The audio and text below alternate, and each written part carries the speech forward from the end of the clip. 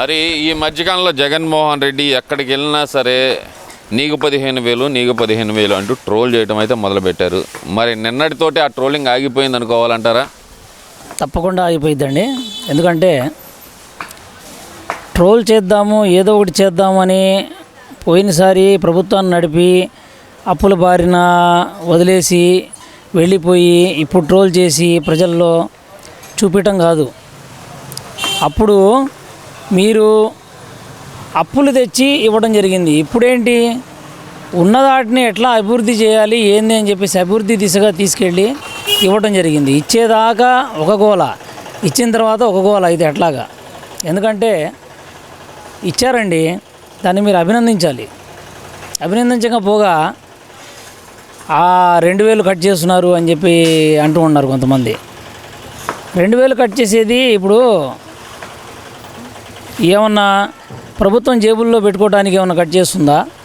లేకపోతే స్కూల్ని అభివృద్ధి స్కూల్కి ఏవైతే ఫండ్స్ అనేది కావాలో దానికి ఉపయోగిద్దాం పిల్లల కోసం అని చెప్పేసి అనుకుంటుందా అనేది తెలుసుకొని మాట్లాడితే బాగుంటుంది. పోయినసారి మీరు కటింగ్ చేయాలా? వాళ్ళు కటింగ్ చేసి ఇవ్వలేదా 2,000 రూపాయలు?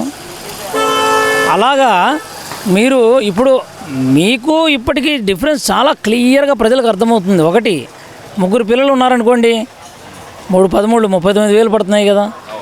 4 ఉంటే 4 13 52,000 పడుతున్నాయి కదా. సో ఈ లెక్కన ఆలోచించుకుంటా వెళ్తే మీకు కనీసం 2 పిల్లలు ఉంటున్నారు ప్రతి ఇంట్లో కూడా. అప్పుడు మీరు ఇచ్చిన 13,000 గొప్ప, లేదా ఇప్పుడు ఇచ్చిన 26,000 గొప్ప? మేమే గొప్ప అంటున్నారు వాళ్ళు మాత్రం. అదే అది ప్రజలు చెబుతున్నారుగా, ప్రజలకు తెలిసిద్ది. ప్రజలు ఎంతమంది పిల్లలు ఉంటే అంతమందికి అన్ని 13,000 చొప్పున పడ్డాయా లేవా చెక్ చేసుకోవాల్సిన బాధ్యత వాళ్ళది. ఎందుకంటే ఇక్కడ వైసీపీ లేదు, టీడీపీ లేదు, ఇంకో పార్టీ లేదు, అందరినీ కలిపి ఇక్కడ పార్టీలకు అతీతంగా ప్రభుత్వం ఎప్పుడు కూడా పార్టీలకు అతీతంగా నడుపుతూ ఉంటుంది అనేది అందరికీ తెలిసిందే. కాబట్టి ప్రతి ఒక్కళ్ళ ఖాతాలో పడ్డాయి. కావాలంటే వాళ్ళ కార్యకర్తల ఖాతాల్లో కూడా అడిగి తెలుసుకోమనండి పడ్డాయో లేవో. అంతేగాని పడలేదు అనే మాట ఏం లేదు, పడ్డాయి, అందరికీ పడుతున్నాయి. ఇంకా గొప్ప విషయం ఏంటంటే ఎంతమంది పిల్లలు ఉంటే అంతమందికి, ఎంతమంది పిల్లలు ఉంటే అంతమందికి అప్పుడు ఇచ్చిన వాగ్దానం సూపర్ 6లో నెరవేరింది, నెరవేరుతుంది. మిగతావి కూడా మొత్తం వస్తాయి. 1 by 1 అన్నీ సూపర్ 6లో చేస్తారు. బస్సులు కూడా ఫ్రీ మొదలవుతాయి త్వరలో, అన్నీ మొదలవుతాయి, ఆడవాళ్ళకి అన్నీ మొదలవుతాయి. ఇవన్నీ కూడా ఏంటంటే మొత్తం ముందు ప్రభుత్వాన్ని సెట్ చేసుకోవడానికి కొంచెం టైం పడుతుంది. ఎందుకంటే అన్ని అప్పులు ఉన్నాయి. ఆ అప్పుల్ని సెట్ చేసుకొని మెల్లగా రావాలి. మెల్లగా మళ్ళీ అప్పులు చేసే దిశగా వెళ్ళటం కాదు కదా. సో రాబడి పెంచే విధంగా చూసి రోడ్లు, మొన్నటిదాకా రోడ్లు ఎన్ని రోడ్లు అండి, ఇప్పుడు ఏ రోడ్డు చూపించండి బాగాలేదని చెప్పేసి ఎన్ని రోడ్లు బాగుపడ్డాయి చూడండి. సైడ్ కాలువలు కానివ్వండి, ఎంత పారిశుద్ధ్యం కానివ్వండి, ఎంత చక్కగా ఉంటుంది ఇప్పుడు. అది ఇప్పుడు అంత దేనికండి? ఇది చూడండి, లా అండ్ ఆర్డర్ చూడండి, డిపార్ట్మెంట్, పోలీస్ డిపార్ట్మెంట్ చూడండి. లా అండ్ ఆర్డరే అసలు బాగాలేదు. దానికి ఉదాహరణ మొన్న పొదిల్లో జగన్మోహన్ రెడ్డి మీద చెప్పుల దాడి అంటున్నారు కదా. మరి ఏమండి, లా అండ్ ఆర్డర్ అంటే జనాలు గుమిగూడి మీరేమో మీటింగ్లు పెట్టుకొని అక్కడ దానికి లా అండ్ ఆర్డర్ అని చెప్పేసి కంపేర్ చేయరు ఎవరు కూడా. జరుగుతున్న నేరాలు ఘోరాలు కానివ్వండి, లేకపోతే ఏవైతే ఈ మందు, పిచ్చి మందు అమ్మటం కానివ్వండి, వాటి కంట్రోల్ కానివ్వండి, లేకపోతే ఆ గంజాయి కానివ్వండి, అవన్నీ కూడా కంట్రోల్లో వచ్చినాయా లేవా? ప్రజలు ఇంతకుముందు జరిగిన నేరాలు ఘోరాలు కానీ, దొంగతనాలు కానీ, నాకు తెలిసి గుంటూరులో రైల్వే స్టేషన్ రోడ్లో రావాలంటే 11 తర్వాత విపరీతంగా తెల్లారుజాము 4 గంటల దాకా విపరీతంగా ఇబ్బంది పడేవాళ్ళు. ఎందుకంటే దొంగతనాలు, దోపిడీలు, ఫోన్లు కానివ్వండి, మనుషుల్ని కానీ కొడతాం కానీ అట్లా. ఇప్పుడు చూడండి మరి ఎలా ఉందో. సో ఇలా అన్నమాట, అన్ని రకాలుగా ఉపయోగాలు ఉన్నాయా లేవా, జరుగుతుందా లేదా, అదే ఆలోచన చేయాలని చెప్పి నేను తెలియజేస్తున్నాను.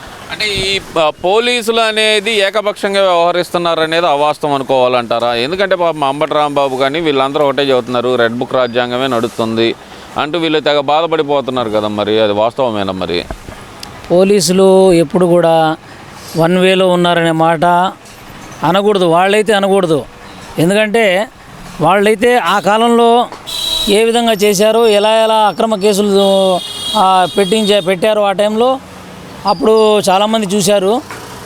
మరి అదేంటి మరి, అది కూడా ఏకపక్షమేనా? అది ఏకపక్షమేనా చెప్పండి. ఇది ఏకపక్షం అందాం. అప్పుడు మీది ఏకపక్షం అని మీరు ఒప్పుకోండి, మాది కూడా ఏకపక్షం అని ఒప్పుకుంటాం. అప్పుడు కాదు, అప్పుడు కాదు, ఇప్పుడు కాదు. చట్టాన్ని ఎవరు కూడా తమ చేతుల్లో తీసుకోవడానికి లేదు. చట్టం అనేది తన పని తను చేసుకుని వెళ్తుందని పాత సినిమాల్లో నుంచి డైలాగ్ వింటున్నాం మనం. మళ్ళీ కొత్తగా చెప్పేది ఏముంది ఇందులో? చట్టం ఎవరికి అతీతులు అయితే కారు చట్టానికి అందరినీ ఒకే దారిలో ఒకే యాక్షన్గా తీసుకెళ్తూ ఉంటుంది. అంటే జగన్మోహన్ రెడ్డి ఏమో ఒక పక్కన పోలీసులను కొట్లొప్పదీస్తా అంటున్నాడు, వాళ్ళ నాయకులు కూడా అదే పందాలు వ్యవహరిస్తున్నారు. మొన్న ఏకంగా పొదిల్లో అయితే కనుక పోలీసుల మీద దాడి చేసిన సంఘటన చూసాం, వాళ్ళ తలకాయలు పగలు కొట్టిన సంఘటన చూసాం. అసలు ఎలా చూడాలంటారు వీళ్ళ వ్యవహార శైలిని?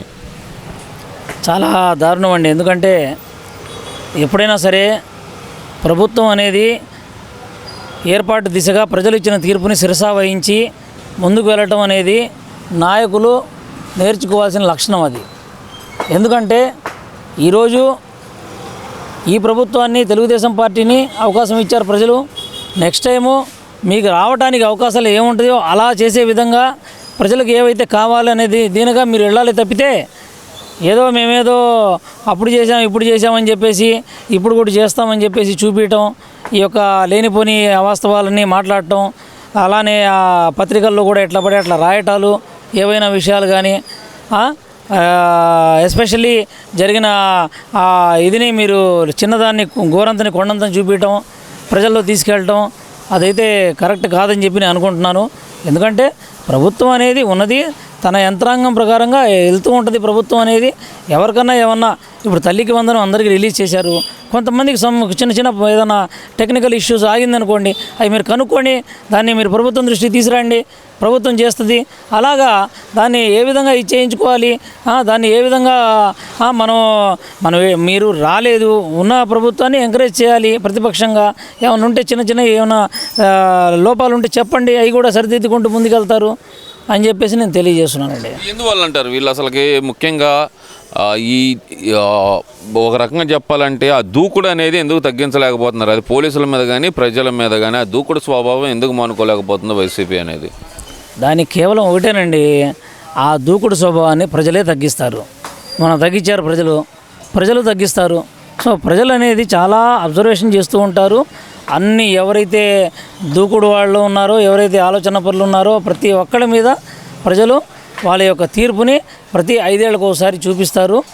చూపించారు, మళ్ళీ చూపిస్తారని చెప్పి నేను అనుకుంటున్నాను. ఎలా చూపిస్తారు అనుకోవాలంటారు? ప్రభుత్వం అసలు పూర్తిగా రైతులను విస్మరించేసింది. అటు మిర్చి రైతులను కానీ ఇటు పొగాకు రైతులను కానీ అందరినీ గాలికి వదిలేసింది. ఓన్లీ కక్ష సాధింపుల కోసం ఈ ప్రభుత్వం పనిచేస్తుందని చెప్పేది జగన్మోహన్ రెడ్డి వాదన. మరి దాన్ని ఏకీభవిస్తూ అంటారా? మరి రైతుల్లో అంటే అందరూ ఉంటారండి. ఇప్పుడు ఆ పార్టీ వాళ్ళే ఈ పార్టీ వాళ్ళు ఏమి ఉండరు, అందరూ ఉంటారు. కాబట్టి ఈ పార్టీ వాళ్ళకి న్యాయం చేసిందా ఏమన్నా, ఆ పార్టీ వాళ్ళకి చేయలేదా, అది ఏంది అక్కడ ప్రాబ్లం ఏంటి అనేది ఆలోచన చేస్తారు ప్రజలు. ఎందుకంటే ఒకళ్ళకి జరిగి ఇదేం జరగట్లేదు. అందరికీ ఏంటంటే ఆ కొనుగోళ్ల విషయంలో గవర్నమెంట్ కొనడానికి ముందుకు రావడానికి వస్తుంది. త్వరలో అన్నీ ఒకటి జరుగుతాయి. అమౌంట్ అవి చూసుకోవాలి కాబట్టి ఆర్థికంగా వెనకబడి ఉన్నాం కాబట్టి మనం అన్ని అప్పుల్లో కూరుకుపోయి ఉన్నాం కాబట్టి మెల్లగా అన్నీ జరుగుతాయి. కొంచెం ఓపిక పట్టి వెయిట్ చేస్తే అన్నీ ఆంధ్రప్రదేశ్ని మళ్ళీ మనం బ్రహ్మాండమైన ఆంధ్రప్రదేశ్గా చూడబోతున్నాం అని చెప్పి నేను అంటున్నాను. Thank you.